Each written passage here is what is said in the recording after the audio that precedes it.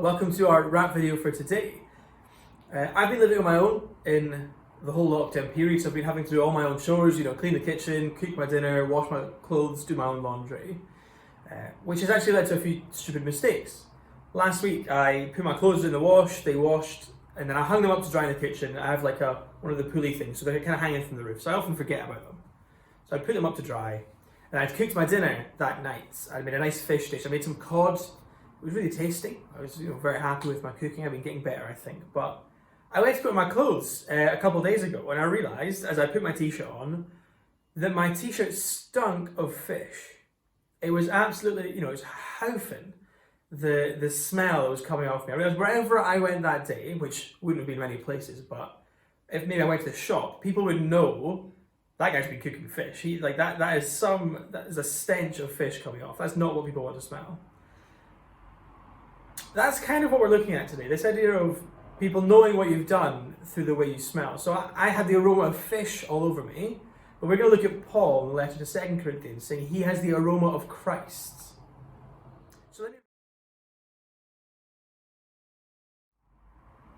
So I was spreading the aroma of fish, whereas Paul spreads the aroma of the knowledge of Jesus. Wherever Paul goes, people can almost smell Jesus off of him, so to speak. The way he lives his life, the way he conducts his ministry, and the way he speaks to the people all show this, he just exudes Christ-likeness.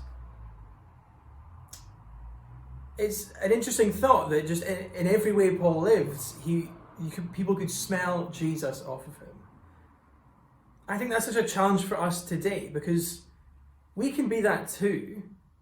If we live distinctively for Jesus, then to those around us, we will have the aroma of Christ.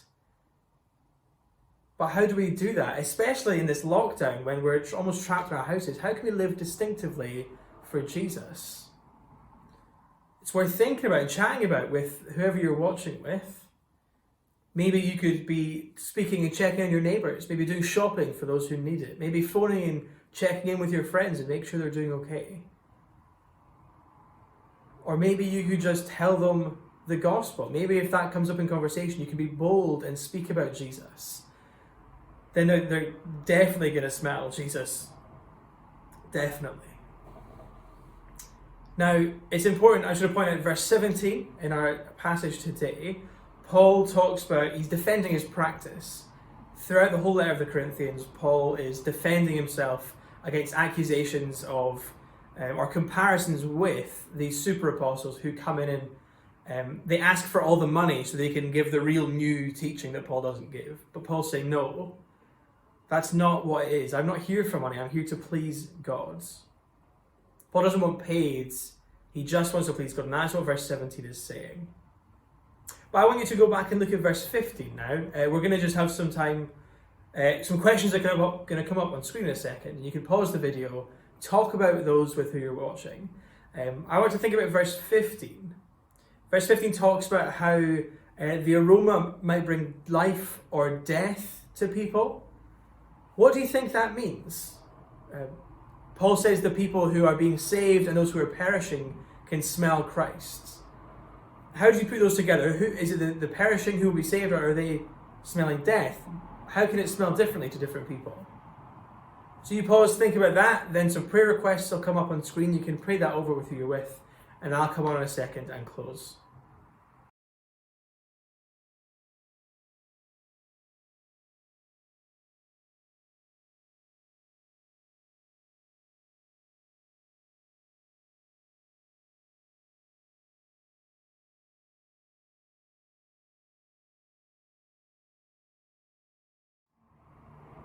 So I hope what you guys realised were that Paul having the aroma of Christ brings life to those who are being saved because Jesus brings eternal life.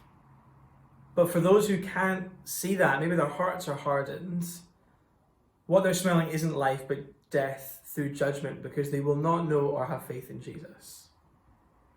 It's quite a big thing, it's quite scary to know that, but thankfully, as we go on to pray, we can give thanks that we have smelled the aroma of Christ and had faith, and that brings life.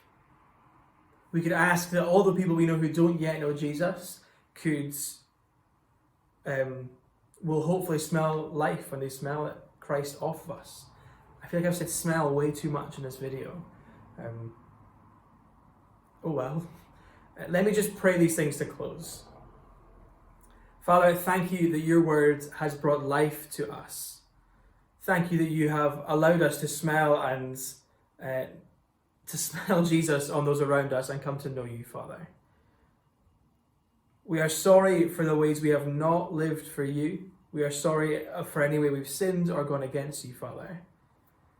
But we ask that you would use us, that you would give us the aroma of Christ, that you'd use us to bring life to those who are perishing around us, Father. Keep us safe. In your holy name, Father. Amen. That's a wrap.